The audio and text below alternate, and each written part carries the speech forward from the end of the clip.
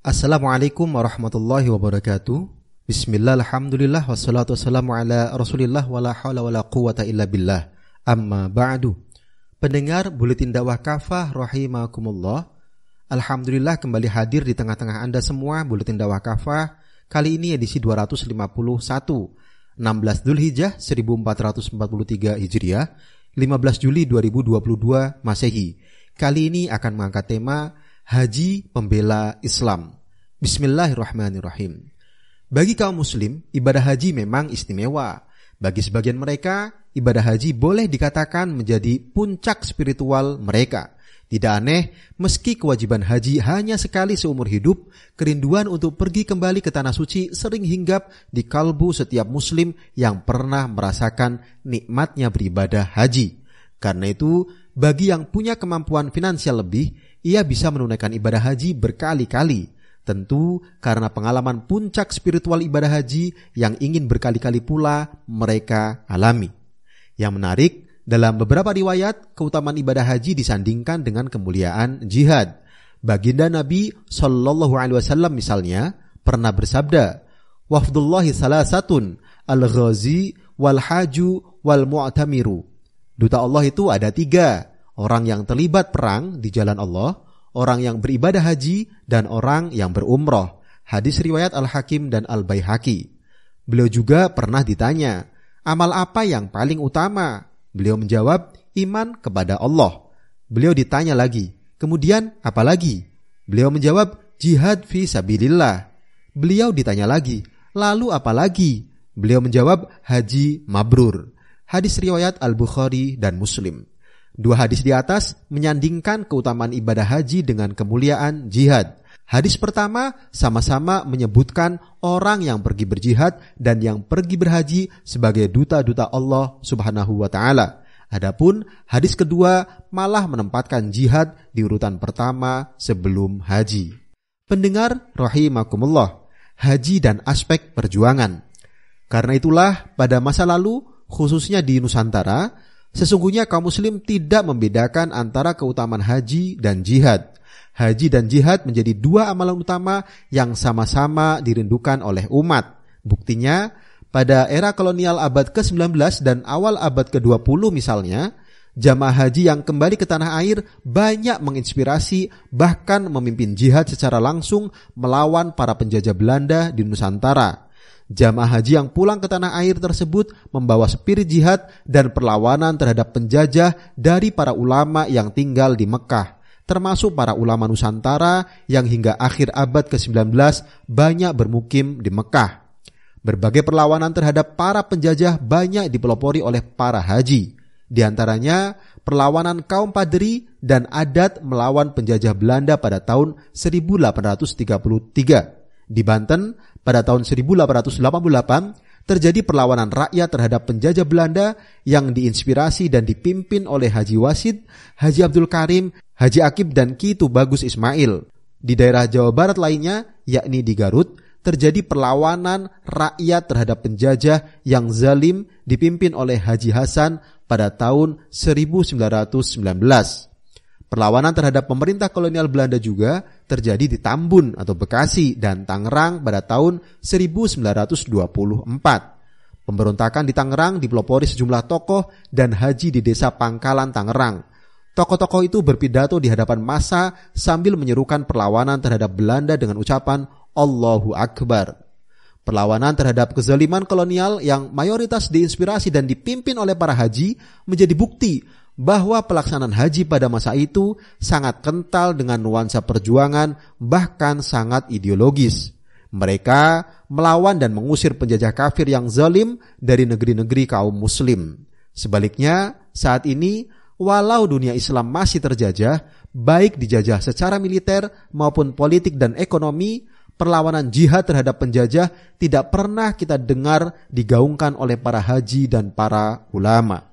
Pendengar rahimakumullah, yang setara dengan jihad. Di sisi lain, benar bahwa di negeri ini jihad dalam arti perang tidaklah berlaku karena Indonesia bukan wilayah perang. Namun sebetulnya ada amalan yang pahalanya menyamai amalan jihad, bahkan dinyatakan sebagai jihad paling utama. Amalan ini sekaligus berarti setara bahkan lebih utama daripada ibadah haji. Baginda Rasulullah Shallallahu Alaihi Wasallam bersabda, "Afdalul jihadi kalimatu haqqin 'inda sultanin jair." Jihad yang paling utama adalah menyatakan kebenaran di hadapan penguasa yang lalim. Hadis riwayat At-Tirmizi dan Abu Dawud. Beliau pun bersabda, "Sayyidus syuhada'i Hamzah bin Abdul Muttalib wa rajulun qama ila imamin jairin fa amarahu wa nahahu faqatalahu." Pemuka para syuhada atau mujahid yang wafat fi sabilillah adalah Hamzah bin Abdul Muttalib, dan seseorang yang berdiri di hadapan penguasa lalim. Kemudian ia memerintah dan melarang penguasa tersebut. Lalu penguasa itu membunuh dirinya. Hadis riwayat At-Tirmizi. Untuk aktivitas mulia di atas, menasihati penguasa lalim dan menyatakan kebenaran di hadapannya, sebetulnya tak perlu mengorbankan harta yang besar sebagaimana dalam menunaikan ibadah haji. Tinggal kemauan dan keberanian menanggung risiko, di antaranya kematian atau mati syahid. Sayangnya, justru tidak banyak orang termasuk para haji yang merindukan aktivitas mulia ini. Apalagi merindukan mati syahid sebagai cita-cita besar hidupnya. Padahal di antara tanda haji yang mabrur, kata Imam Al-Hasan, adalah ia yang kembali dari berhaji menjadi seorang yang zuhud terhadap dunia dan merindukan akhirat. As-Suyuti dalam kitab Durul Mansur jilid 1 halaman 473, Al-Qurtubi dalam kitab Tafsir Al-Qurtubi jilid 2 halaman 408. Bahkan ulama yang sejatinya memiliki peluang besar untuk itu juga tak banyak yang menunaikan jihad terhadap penguasa lalim ini. Buktinya, saat banyak penguasa lalim berdiri langsung di hadapan mereka dengan terus menzalimi rakyat, tetap menerapkan hukum-hukum kufur dan enggan menerapkan hukum-hukum Allah SWT secara kafah, sedikit sekali ulama yang secara berani, terus terang, dan tegas menasihati serta meluruskan penguasa lalim itu. Kebanyakan justru tetap diam membisu. Bahkan ada di antara mereka malah dengan sukarela menjilat penguasa zalim. Pendengar rahimakumullah, aspek politik haji.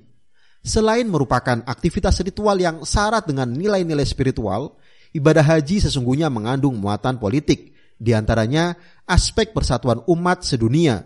Bisa disaksikan bagaimana persatuan umat sedunia saat pelaksanaan ibadah haji.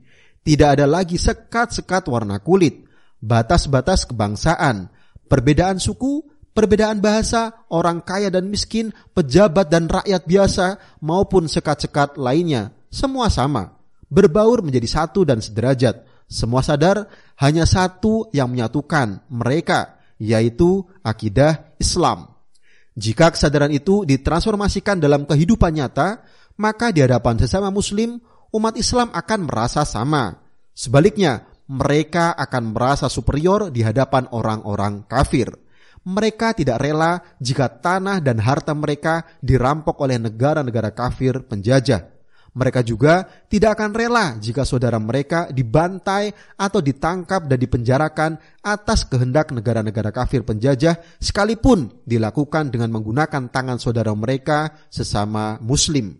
Jika kesadaran itu ada, mereka pasti bangkit dan merdeka. Semua kekuatan yang menghalangi kebangkitan mereka pun akan mereka taklukkan, termasuk para penguasa antek penjajah. Ketika dua tanah haram, Makkah dan Madinah, dijadikan sebagai tempat pelaksanaan ibadah haji dan ziarah bagi jamaah haji, maka mereka yang mempunyai modal pengetahuan sejarah tentang kedua tanah itu pasti akan merasakan pengaruh yang luar biasa dalam diri jamaah haji. Betapa tidak, di sana mereka bisa menyaksikan langsung lembah Aqabah, tempat Nabi Shallallahu Alaihi Wasallam dibaiat menjadi kepala negara Islam pertama. Mereka juga bisa menyaksikan Hudaybiyah, tempat perjanjian Hudaybiyah dilakukan yang menjadi pintu masuk Fathu Mekah atau pembebasan kota Mekah. Kemudian di Madinah jamaah haji akan menemukan Masjid Nabawi yang menjadi pusat pemerintahan Nabi Shallallahu Alaihi Wasallam. Manakala jamaah haji memahami sejarah yang terjadi di masing-masing tempat tersebut dan bagaimana perjuangan Rasulullah Shallallahu Alaihi Wasallam, tentu semangat dan kesadaran politik mereka akan bangkit. mereka sadar bahwa Nabi SAW dan generasi terbaik umat ini dulu mendirikan negara Islam dimulai dengan perjuangan yang luar biasa. Semua itu seharusnya dapat melecutkan semangat dan kesadaran yang membuncah dalam diri jamaah haji. Dengan begitu, ketika berhaji, mereka tidak sekadar mendapatkan haji mabrur, tapi juga menjadi pribadi yang di dalam dirinya telah tertanam semangat, kesadaran dan tekad yang kuat untuk membela Islam dan mengembalikan kejayaan Islam, sebagaimana yang dilakukan oleh Nabi SAW dan para sahabat. Dengan demikian, seharusnya setelah pulang berhaji, semangat persatuan umat Islam sedunia itu masih membekas. Kemudian diceritakan dan disebarkan kepada seluruh umat Islam di negeri masing-masing, tentu agar menginspirasi untuk segera mewujudkan persatuan umat.